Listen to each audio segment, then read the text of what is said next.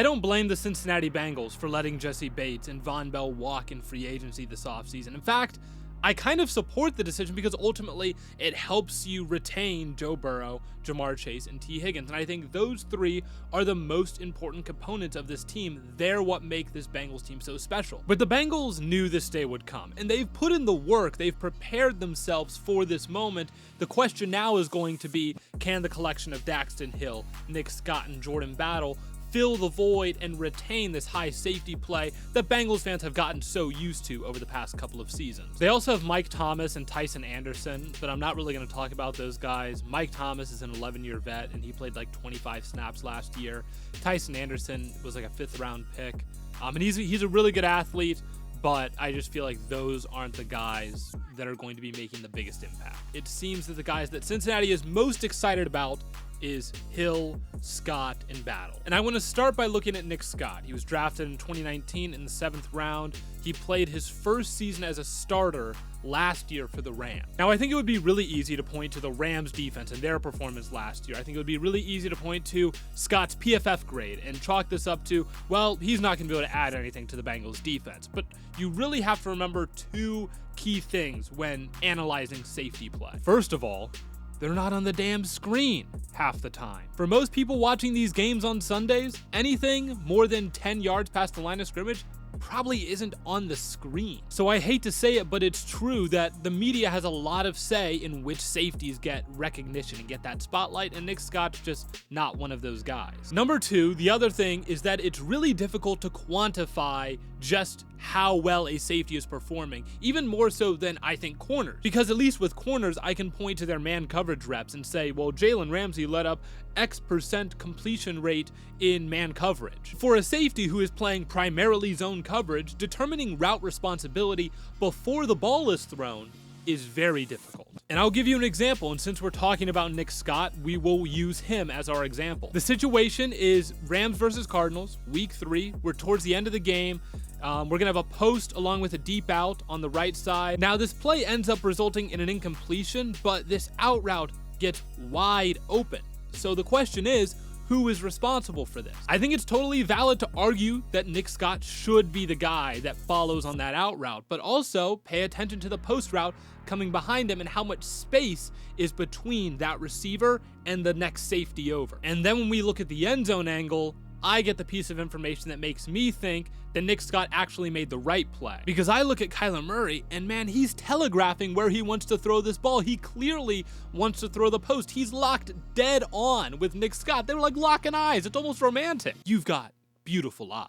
If I'm Scott, I'm thinking if I move out of this spot, he's throwing it right behind me, and it's going to be a touchdown. I'm going to let him throw this out route. It might be a little short of the sticks. Maybe I can get up there and make the tackle so that it's not a first down. That's just an example of how ambiguous safety play and zone coverage in general can be. I would consider that to be a positive play by Scott, but if that gets completed, maybe it goes down as a negative in the books. If you wanted to go and look at Nick Scott's highlights, which as a fan, you get a player that you might be unfamiliar with, I don't blame you for doing that. I think that's a perfectly reasonable thing to do. The things that you're gonna notice is a lot of punching at the football, right? Trying to force fumbles and break up passes in the air. However, it's not a super long highlight reel, so I could definitely see a world where he gets billed as this aggressive, nose for the football type safety, but not really an every down difference maker. But I don't even think that's true. First of all, the game against Arizona was only his 3rd start as an NFL free safety, and I thought he looked very comfortable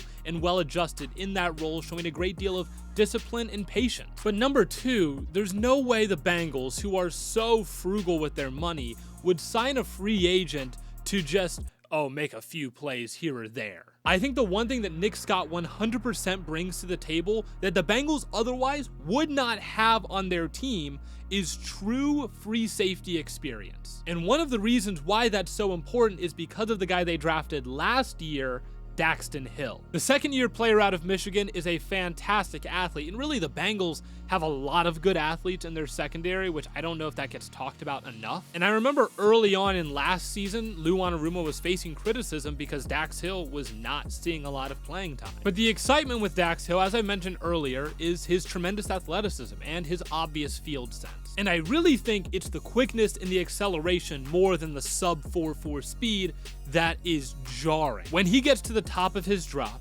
T-steps, and closes space before you can blink, that's truly remarkable. And it's in that moment that you realize and you see the vision for what this defense really could be. Now, I mentioned a little bit ago how important I thought it was that the Bengals got Nick Scott because he has true deep safety experience, and here's why.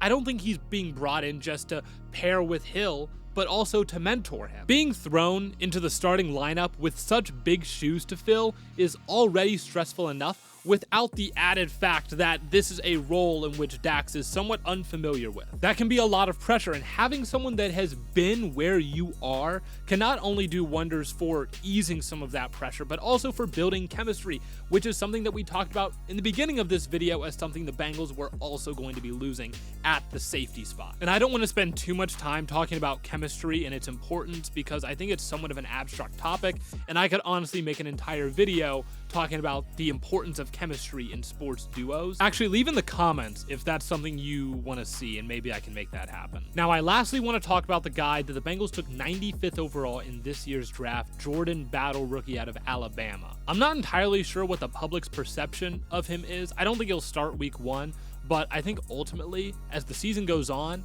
he's going to be really hard to keep off the field. I mentioned earlier that the Cincinnati secondary has a lot of athletic freaks, guys that just light up the combine, fly off the screen, but with Battle, you just get straight reliability. He just is never out of position. Battle got some knock in the draft process because he isn't this crazy athlete, but I think for a guy his size, 6'1", well over 200 pounds, he changes direction really nicely. He's got great hips. Like, he moves really well at that size. He reacts well to what the offense is doing. He just doesn't have the closing speed that Brian Branch, for example, does. But Battle just seems to be locked in at all times. He's a strong coverage safety, reacts well to the run, is a punishing tackler. And then I read recently that Jordan Battle is like an amazing interview. Blew the Bengals away, blew away the guys at the combine. They're showing this guy film, and he's picking every single play apart piece by piece. And I'll make sure to link that article so you all can read it, but it seems like his IQ, his understanding of the game is just off the charts. So for me, it just feels like the Bengals cannot possibly keep this guy off the field. He's going to be everything they want. You know he's going to be able to learn Lou Anarumo's system because of what we just talked about, and he has the deep safety experience. He played over 1,000 snaps of free safety in college. To wrap things up, I'll say this. I came into this video with low expectations. I've expressed my concerns with the Bengals losing Bates and Bell on the podcast already, and obviously as a Browns fan, it would only do me good if the Bengals were terrible at that position. But the more I talk through this, the more I just think that the Bengals did everything right. They completely crushed this process. And they might not be elite right away. There's obviously a lot of new faces, and building chemistry, getting everyone on the same page, that can take some time. But I see a world in like 2 years where we look back and just shake our heads and think, how in the world did they do it? How did they lose Bates and Bell, one of the best safety duos in the NFL, and still come out ahead? I think Bengals fans have every right to be excited. And as a Browns fan, I guess I'll just go cry and kiss the division goodbye.